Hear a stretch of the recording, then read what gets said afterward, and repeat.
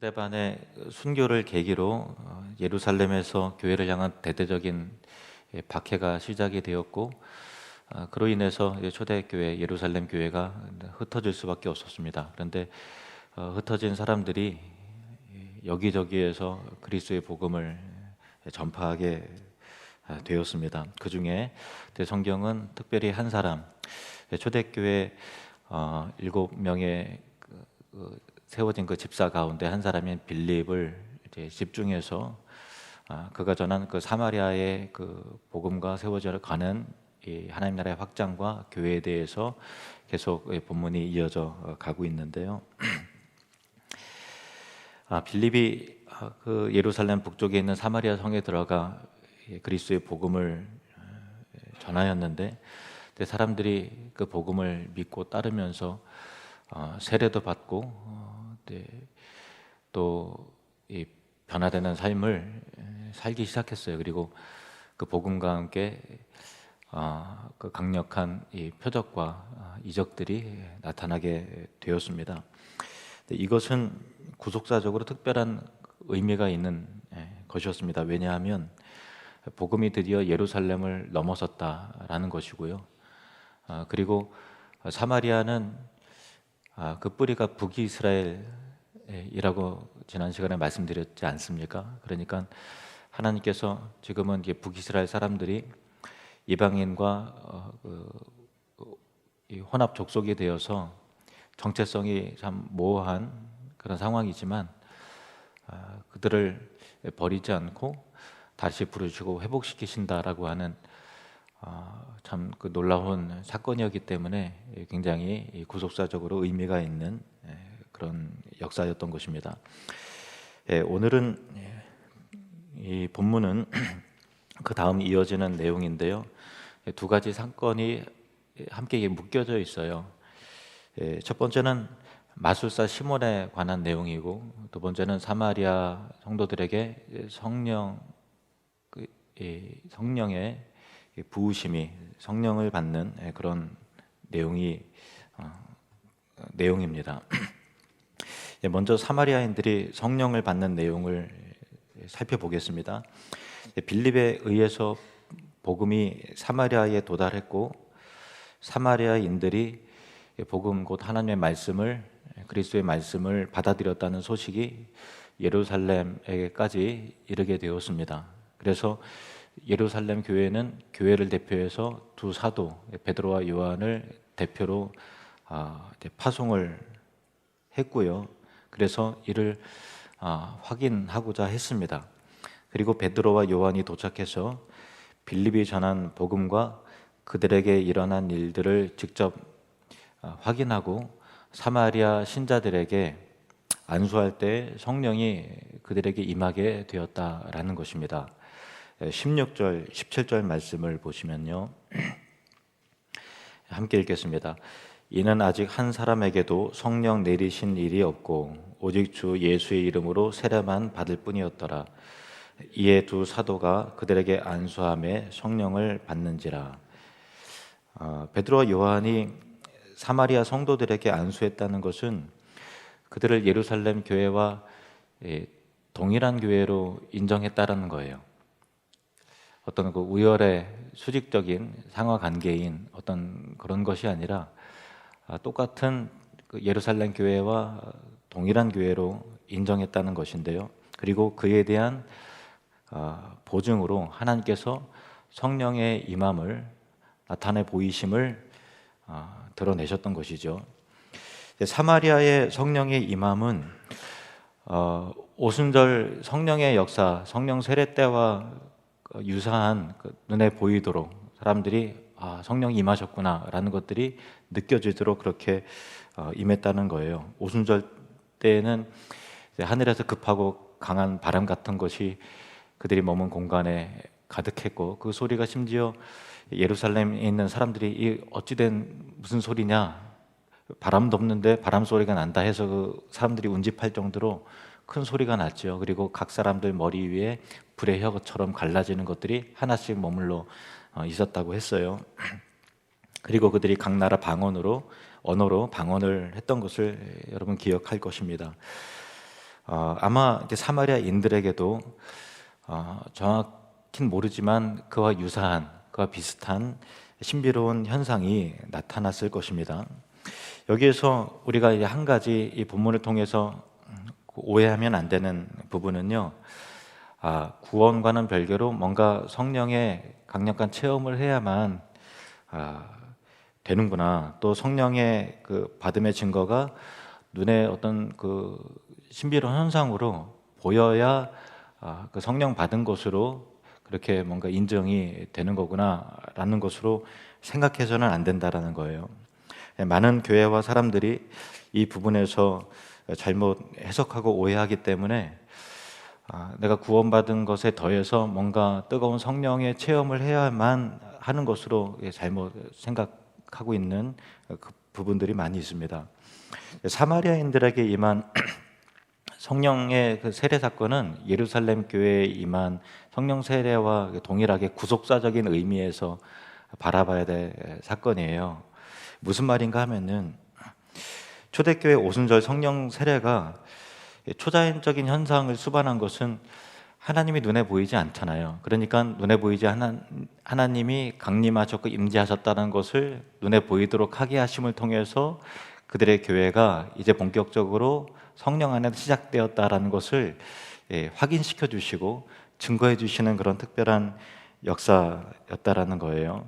그러니까 예루살렘 오순절 성령 세례는 구속사적으로 단회적인 그런 사건이었던 것이죠. 마찬가지로 복음이 예루살렘을 넘어서 예수님께서 너희가 이 성령을 받고 또 권능을 받으면 예루살렘과 온 유대와 사마리아와 땅끝까지 내 증인이 되리라 말씀하셨잖아요. 그러니까 온 유대와 예루살렘과 온 유대와 사마리아 그리고 땅끝, 이방 땅끝 그런 단계가 있는 거죠. 그러니까 복음이 예루살렘을 넘어서 사마리아까지 확장이 되면서 옛 북이스라엘 곧 사마리아 땅에도 하나님의 교회가 이제 시작이 되었다는 것을 이런 성령 세례를 통해서 공식적으로 선포하는 사건이었다라는 것입니다. 이것은 나중에 이방인인 고넬료가 베드로에게 그 가족들이 세례를 받을 때도 동일하게 성령의 세례의 역사가 나타나게 되었습니다. 만일 눈에 보이도록 나타나는 성령의 세례의 역사가 사마리아인들이나 또 이방인들에게 만약에 없었다면은 유대인들은 구원이 유대인들에게만 한정되는 것으로 생각하거나 아니면 사마리아 사람들에게 임한 구원이라든가 이방인들이 받은 구원은 자신들과는 종류가 다른 어떤 이 우열의 개념으로 열등한 구원과 또 열등한 공동체라고 틀림없이 그렇게 생각했을지도 모릅니다.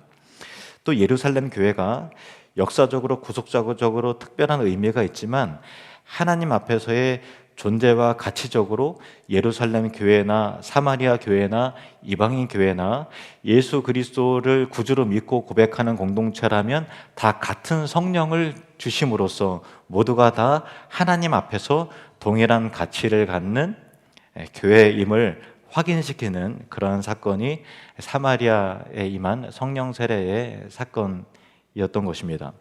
우리가 일반적으로 교회를 생각해 할 때에 이 대한민국 또 충청북도 제천에 있는 교회가 있고 또 캄보디아에 있는 교회도 있고요. 또 규모가 굉장히 큰 대형 교회가 있고 또 작은 교회도 있고 또 비교적 건강한 교회도 있고 또 병들어 시들어가는 교회도 있지 않습니까?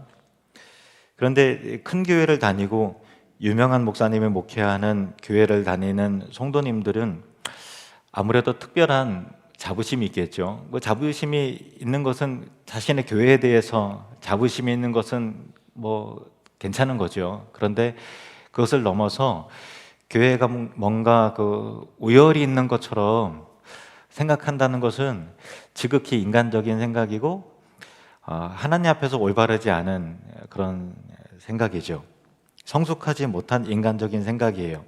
하나님 앞에서 모든 교회는 여기 있든지 저기 있든지 상관이 없고 큰 교회든지 작은 교회든지 아니면 이 자립이 되지 못한 교회든지 아무런 구별도 되지 않고 예수 그리스도를 주로 고백한다면, 또 하나님의 말씀을 최고의 권위로 삼고 인정을 한다면 똑같이 하나님의 택하심과 사랑을 입은 하나님 앞에서 똑같이 가치 있고 똑같이 중요한 교회다라는 것입니다.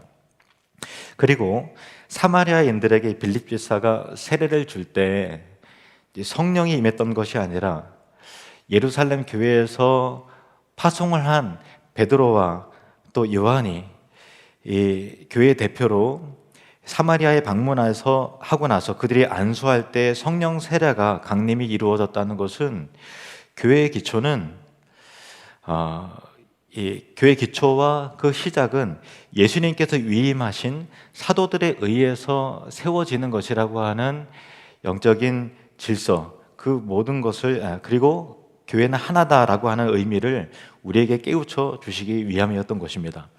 그래서 에베소서에 보면은 교회가 사도들의 터 위에 세워진 것이라고 말하고 있습니다. 에베소서 2장 20절 말씀을 보시겠습니다. 함께 읽겠습니다. 시작. 너희는 사도들과 선지자들의 터 위에 세우심을 입은 자라. 그리스도 예수께서 친히 모퉁이 돌이 되셨느니라. 아멘. 다음 살펴볼 내용은 마술사 시몬에 관한 내용입니다. 9절 10절 말씀. 그 성에 시몬이라 하는 사람이 전부터 있어 마술을 행하여 사마리아 백성을 놀라게 하며 자칭 큰 자라 하니 낮은 사람부터 높은 사람까지 다 따르며 이르되 이 사람은 크다 일컫는 하나님의 능력이라 하더라. 이 마술사 시몬은 사람들을 자기 마음대로 주무르는 사람이었어요. 그래서 뛰어난 마술을 행하는 덕에 사람들이 깜짝 놀라서 야, 저에게는 큰 능력이 있고 지극히 큰 하나님의 사람이 아닌가, 그렇게 낮은 사람부터 높은 사람까지 그를 추종하면서 그를 칭송하는 그런 현상이 사마리아에 있었다라는 것입니다. 사마리아 출신의 순교자 그 초대교회 그 저스틴과 또 초대교회의 교부인 이레니우스의 문헌에 의하면 이 시몬은 당대에 유명한 사람인데요, 이집트에서 철학과 마술을 배워가지고 왔고요, 후에 그 영지주의 이단을 창설한 사람이 되었습니다. 그리고 베드로를 극렬히 반대했고요, 로마에까지 그 악한 영향력을 행사한 초대교회 이단의 창시자라고 그렇게 그 이레니우스 초대교회 교부의 기록에 의하면 그렇게 돼 있어요. 아무튼 당시 시몬의 마술이 실제 이적인지 속임수인지는 분명하지 않습니다만은 아마도 그가 빌립의 통해서 나타난 능력을 통해서 깜짝 놀라서 그를 쫓아다닌 것을 미뤄볼 때 그의 마술은 속임수가 아니었을까, 그런 생각을 하게 됩니다. 이 마술사 시몬은 빌립이 전한 하나님 나라와 예수 그리스도의 복음을 듣고 믿음을 갖게 되었고요, 또 세례도 받고 온 마음을 다해서 빌립을 따라다녔다고 그렇게 기록합니다. 13절 말씀을 보시면 시몬도 믿고 세례를 받은 후에 전심으로 빌립을 따라다니며 그 나타나는 표적과 큰 능력을 보고 놀라니라. 시몬도 믿고 세례를 받은 후에 전심으로, 그냥 따라다니는 게 전심으로 온 마음을 다해서 빌립을 따라다니고 또 표적과 큰 능력을 보고서 깜짝 놀랐다, 이렇게 돼 있죠. 여기까지 볼 때 시몬의 믿음은 분명히 변화된 믿음이요, 열심히 있는 믿음으로 보여지고, 우리뿐만 아니라 사마리아 사람들도 야, 그 마술사 시몬이 세례 받더니 그렇게 달라졌다며, 그렇게 복음을 위해서 그렇게 쫓아다니면서 그렇게 갈망하고 그렇게 사모하는 마음으로 헌신한다며 하고, 참 많은 소문이 그의 변화에 많은 사람들이 깜짝 놀라워했을 거예요. 그런데 그 후에 그의 마음과 태도를 보면 그의 믿음이 진실한 믿음이 아니었다라는 것들이 드러나게 되죠. 베드로와 요한이 믿고 영접한 사마리아 신자들에게 안수할 때에 성령의 신비로운 역사가 나타났는데, 이를 본 시몬은 그 능력을 자신도 갖게 하여 누구든지 내가 안수할 때마다 성령의 나타남이 이루어지게 해달라고 베드로에게 큰 돈을 주면서 그 능력을 취하려 했다는 것입니다. 베드로와 요한이 안수할 때 성령이 임한 것은 성령께서 사도들의 안수에 힘을 더하셔서 이루어진 은혜와 또 성령의 선물에 관한 사건이었지, 베드로와 요한이 성령을 내리게 하는 능력이 있었던 것이 아니라는 거예요. 두 차이를 알죠. 베드로와 요한이 안수할 때에 하나님께서 그 안수 현장에 은혜를 더하셔서 친히 강림하신 거였지, 베드로와 요한이 성령 받으라 하면 성령이 이렇게 나타나고 하는 그런 성령을 조종하는 능력이 있는 게 전혀 아니라는 거예요. 왜냐하면 성령은 하나님이시죠. 어떤 에너지와 능력, 그게 아니라 성령은 삼위 하나님, 하나님이시라는 거예요. 그 누구도 감히 성령을 조종할 수 없는 것이죠. 어떤 사람들은 성령을 체험하고 싶어서 안달이 난 사람도 많이 있습니다. 그래서 인위적인 분위기를 만들고 이렇게 장풍을 쏜다 그래요. 그래서 이렇게 확 하면 사람들이 막 휙 쓰러지고, 이렇게 하면은 이쪽에 있는 사람들이 휙휙 넘어가고 쓰러지고, 또 이제 이빨을 또 이게 아말감리를 이제 금리로 바꾼다 그러고, 하늘에서 금가루가 막 내린다고 하고 하는 신비로운 일들을 만들어내기도 합니다. 저도 저는 직접 보지 못했는데요. 제 동기들 중에서 직접 경험한 사람들이 있어요. 그래서 그 말들을 들어보면 사기다 하는 사람도 있고요. 아니다, 나 진짜 봤는데 진짜 변했다. 진짜 이빨이 금리로 진짜 변했고, 화학적으로 물리적으로 진짜 금인지 아니지만 금가루가 내리는 현상들이 있었다라는 것을 실제로 이렇게 얘기를 하더라고요. 그래서 진짜 그런가? 보니 그렇다 그러니까. 아니라는 사람도 있지만 그렇다는 사람도 실제로 있어요. 그리고 또 저절로 쓰러졌다는 사람도 있고, 나는 안 쓰러지는데 목사님이 민망하니까 그냥 쓰러졌다는 사람도 있고, 하여튼 다양한 사람이 있어요. 그런데 그것이 사실이라고 가정한다 하더라도, 사실이라고 해도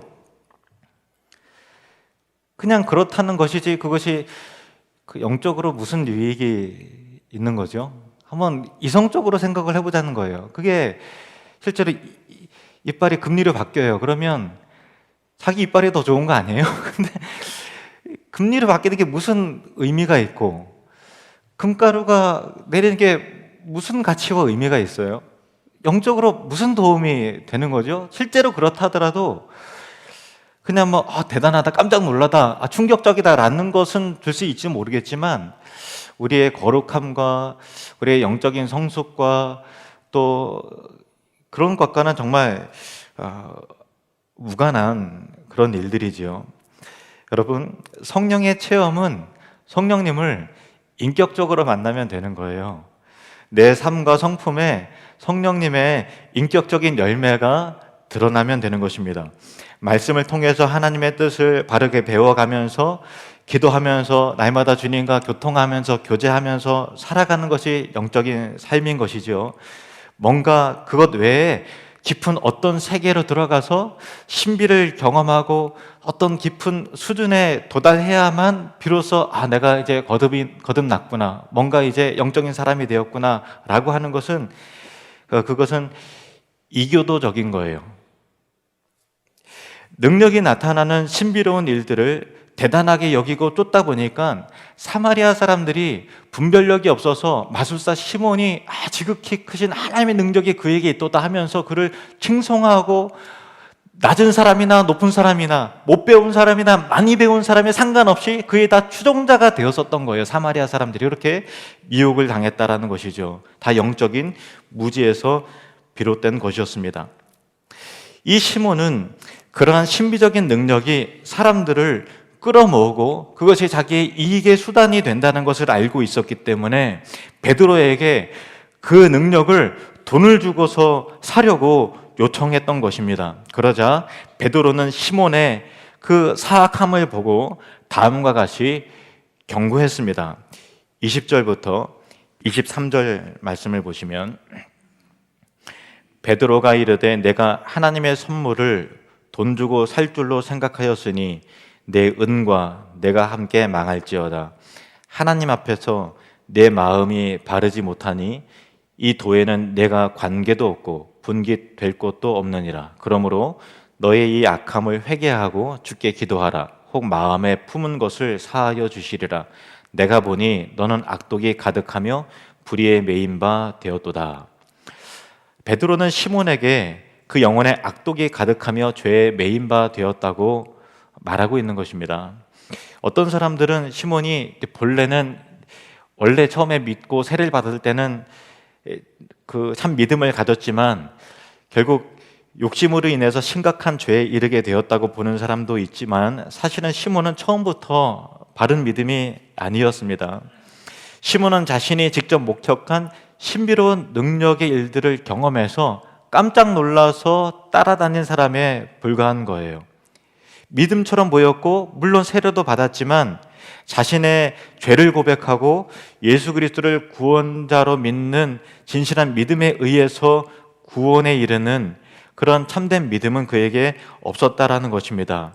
그가 참 믿음이 아니었다라는 것은 그 다음 시몬이 베드로에게 간청하는 말을 통해서 드러나게 됩니다. 24절 말씀.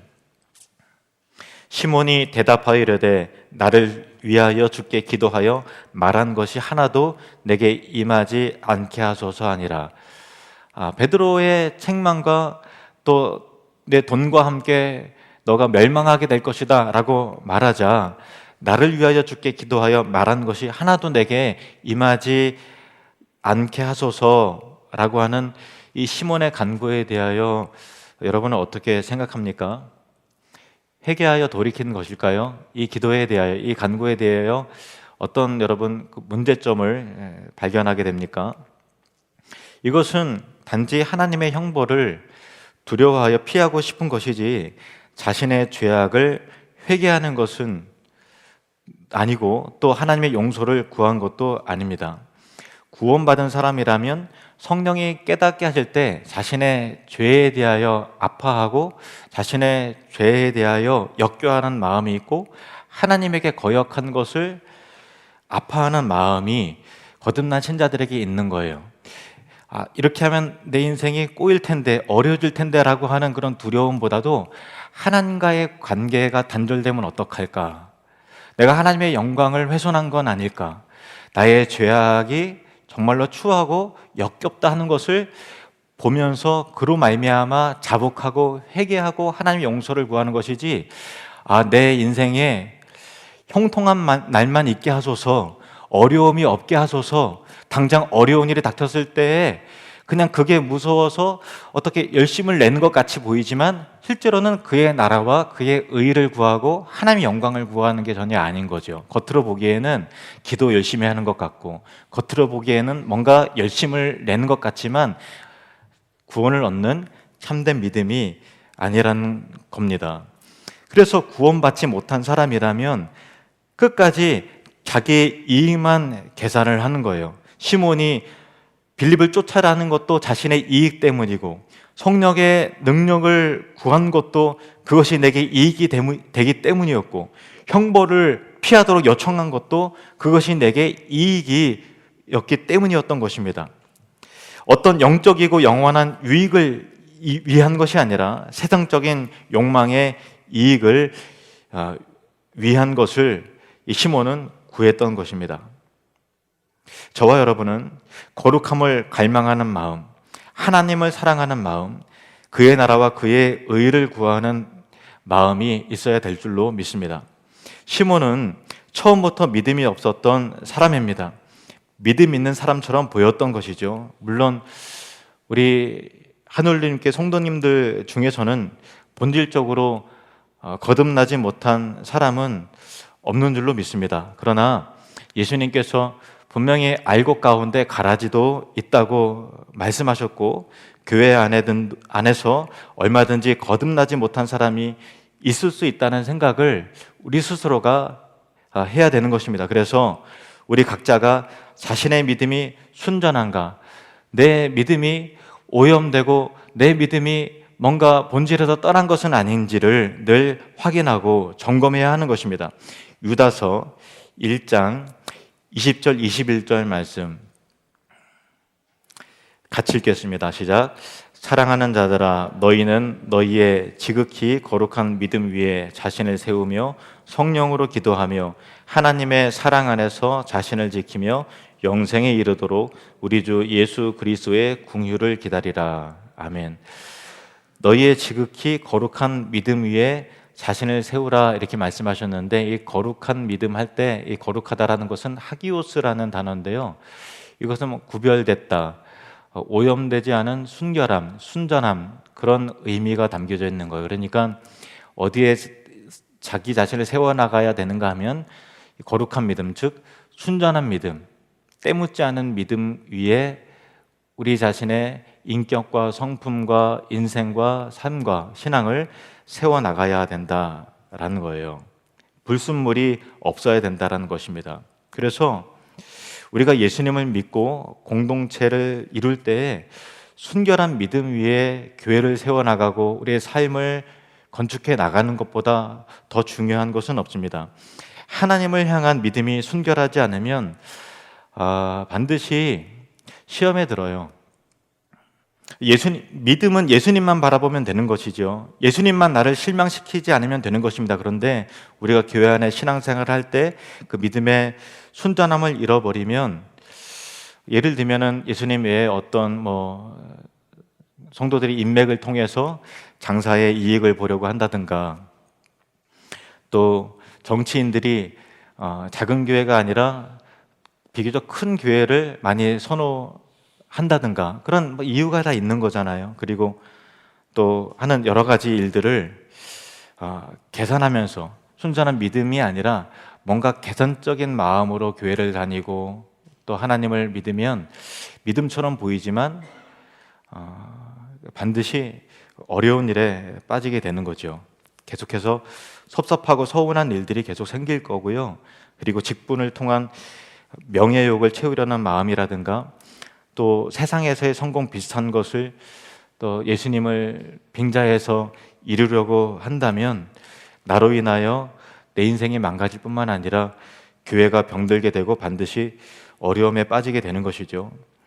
물론 이제 순전하고 거룩한 믿음을 갖는다는 것은 참 어려운 일이기도 해요. 왜냐하면 우리는 기질상, 본질상 죄인이고 세상의 가치와 현실에 묶여 있기 때문입니다. 그러나 그럼에도 불구하고 순결하고 거룩한 믿음 위에 자신을 세워가는 것이 무엇보다도 중요한 일입니다. 우리 유다서 1장 20절과 21절 말씀을 다시 한번 우리 마음을 다해서 읽어보시겠습니다. 시작. 사랑하는 자들아, 너희는 너희의 지극히 거룩한 믿음 위에 자신을 세우며 성령으로 기도하며 하나님의 사랑 안에서 자신을 지키며 영생에 이르도록 우리 주 예수 그리스도의 긍휼을 기다리라. 아멘. 세상적인 이익을 쫓는 잘못된 믿음, 계산된 믿음, 오염된 믿음이 아니라 지극히 순전하고 거룩한 믿음 위에 자신을 세워나가고 교회를 세워나가는 우리가 되시기를 바랍니다. 기도하겠습니다.